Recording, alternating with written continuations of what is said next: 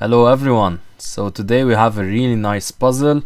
Again, one of these compositions that were really fished by Vincent Lejeune. So yeah, this is a rather tricky puzzle. The stockfish at lower depths does not find the solution, but at higher depths it does. Okay, so let's get right into it. So if you look at the position, of course, first you notice this advanced passed pawn. This will be a queen very soon, and you notice that if knight takes d7 occurs, would be protecting the queening square, which is very important. You also notice we have an extra knight just for good measure. This will probably not affect the position, but you know, we have an extra knight we can use. And we also have these 3 pawns, which are also kind of nice fodder to have, cannon fodder to have, right? You have these extra 3 pawns, so push comes to shove, you're playing rook against queen with these pawns close to promotion. You might be able, for example, okay, 2 pawns is a bit too much, but maybe if one pawn is here, one pawn is here, you might be able to sacrifice your queen and come back and promote your other pawn. So that's always nice to have as a backup plan. Okay, so with all of that said, we start with e5 check. The point is distraction. King takes e5 would be met by f7, and there's no stopping this pawn. d5 check is just one check. We go king c5. We could also, of course, go king b5 to avoid any further checks, but I don't like, you know, putting the king right next to the promotion square, even though it's on the line of the promotion square. Okay, on the file of the promotion square, but you know, that's probably not going to happen, but just as a general principle. So I like to put it on c5. If we're forced to go here, okay, fine, we go here. Yeah, so after king c5, rook takes g2, for example, we queen. And again, we have these 2 passed pawns. If we only had this queen and this knight and this queen against these pawns and the rook, this might be a bit tougher to convert. But with these pawns, it's going to be easy. So again, it's nice to have these pawns. So e5 check is just distraction, king e6, and now we make use of this king being over here on this square, so we play this nice check. Okay, so the king takes the pawn, and now we push. Obviously, we want to queen.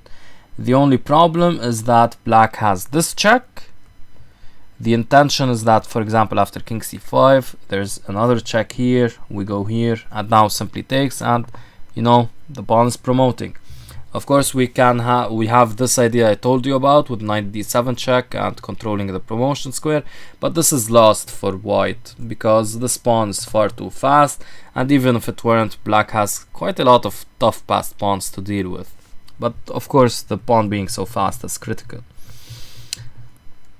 So rook d4 check, king b3, and yeah, it's important to go king b3 and not to another square, because we saw what happened with king c5. So king b3, protecting against this pawn being passed at some point. So now when this happens, knight takes d7 comes with check, we promote, takes. This endgame is in fact winning. So a bit of a simple puzzle today. This is basically the end of it. I will show you a bit more lines just so that you're convinced that this is winning. But yeah, the whole point is to use these promotion tactics, these distraction tactics, to be able to promote our pawn successfully and get rid of black's rook. So here c5 is played, for example. Yeah, it's the most logical move. And here we play knight d7. We can also play king b2. Actually, I like this better, so let me promote this variation. King b2, the purpose is to get out of any of these checks and kind of invite black to just, you know, push forward. So, for example, if black pushes forward, we go knight d7. Again, the intention is that this king is badly placed. So, for example, if a4, we have check and we pick up the a pawn. And remember, thanks to these 2 pawns, we can always sacrifice our knight for these 2 pawns, so there's no problem there. So here c3 check, for example, will be met with king c2, and again, if a4 here, we have this check.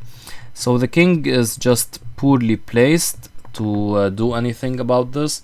Here it can try to just win one of the pawns, but again, when you have these two connected pawns, you can push one of them, because if the king were to take one, the other would be promoting. So that's one trick when you have two passed pawns separated by one file. That's a common trick in the endgame you should know. So yeah, if you go back here, we can see just how easily winning this position is. Oh, I think I forgot to show you guys what happens after king f7. Yeah, I believe here, what's the move? It's knight takes d7.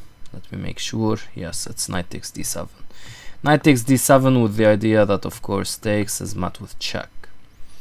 So yeah, that's something I forgot to mention. But yeah, so from here, e5 check, and the whole point is to use these kind of promotion tactics to really promote your pawn and win the game.